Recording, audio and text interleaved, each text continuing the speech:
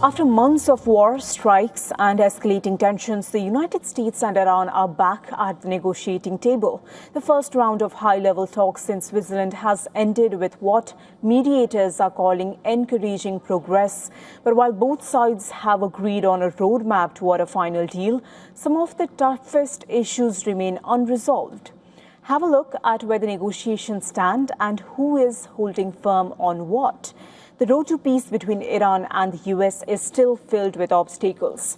After nearly 18 hours of intense negotiations in Switzerland, Iranian and American officials have wrapped up the first round of talks aimed at turning a fragile truce into a lasting peace agreement. Mediators, Pakistan and Qatar, both sides have agreed on a roadmap for a final deal within 60 days and have also opened the door for further technical negotiations. Meanwhile, the U.S. Treasury Department authorized the production, delivery and sale of Iranian oil, a move promised under an agreement reached by Washington and Tehran last week. However, behind the positive statements, the real battle has only just begun. After U.S. President Trump issued several threats to Iran, both on his Truth Social account and in an interview with Fox News, that prompted several reports stating that the Iranian delegation temporarily walked away from the table. However, U.S. Vice President J.D. Vance, who is leading the U.S. delegation, confirmed during a press conference that they did not walk out, but threatened to walk out. The major takeaway came when J.D. Vance said that Iran has agreed to allow nuclear inspectors back into the country, a key demand of the international community, with discussions with the International Atomic Energy Agency happening as soon as today, saying that it is a major milestone for Americans.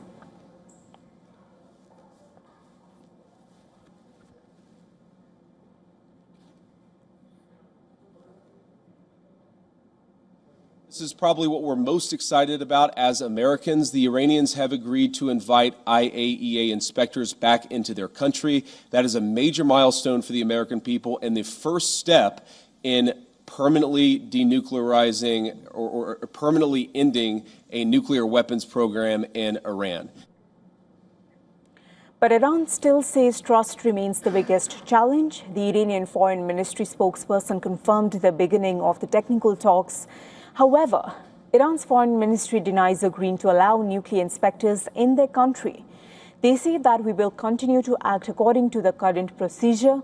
They even added that their cooperation with IAEA will continue under the safeguards agreement and the decisions of their parliament. Donald Trump, however, reacted to this denial, saying that Iran will agree to have major weapons inspections in order to ensure nuclear honesty long into the future. So where does each side stand? For the U.S., the central objective remains Iran's nuclear program. Washington wants strict limits on uranium enrichment and stronger guarantees that Iran will never acquire a nuclear weapon. Iran, however, continues to insist that uranium enrichment is a sovereign right and says it will not abandon that position. And the president of the country made that very clear yesterday. At the same time, Tehran is demanding the release of frozen Iranian assets and unrestricted oil exports before moving toward a final agreement. Issuing the necessary permits for the export of Iran's oil and petrochemical derivatives and the discussion of releasing Iran's frozen assets are two important issues. These two must happen so that we can enter into negotiations for a final agreement according to Article 13 of the Memorandum of Understanding. Inspection regime to make sure they can never have a nuclear weapon. And finally, we continue to make progress on these technical negotiations. We left a lot of our team, the Iranians left a lot of their team at the resort there to keep on working at it. So all in all, a very productive 36 hours. We're going to have to keep working it. The last point that I'll make is, as I told you all this morning, this is laying a foundation for what could be a truly transformed Middle East. But we haven't built the house yet. We're going to have to keep on building, and that's what we'll do. Vice President, just in terms of the negotiations, you've said before that you've been cautious on these negotiations, that you believe that people are not always acting in good faith. Have things changed over the past 36 hours during your meeting with Iran and the other mediaries? No, all I mean is, look, whether good faith or bad faith, you can't trust anybody's words. You have to trust what they actually do. Letting in the inspectors is a big deal, but again, we're going to see what they actually let the inspectors do once they're in the country. That's going to continually be a part of our negotiation. So my point is not that I trust or distrust anybody. My point is that I trust actions. And what the president has asked us to do is verify what they're doing, focus less on what they're saying. Sir, you mentioned for the Iranians using these frozen funds. Sure. To buy American soy, for example. You mentioned that's something that was raised yesterday that they've already agreed to. The Iranians have already agreed to that? Yeah, that was something that came up yesterday, and we actually asked the Qataris to help us set up the mechanism so that we can ensure that the money goes where we want it to go, and they agreed to do that. We have a good relationship, obviously, with them and a good operational oversight mechanism in place.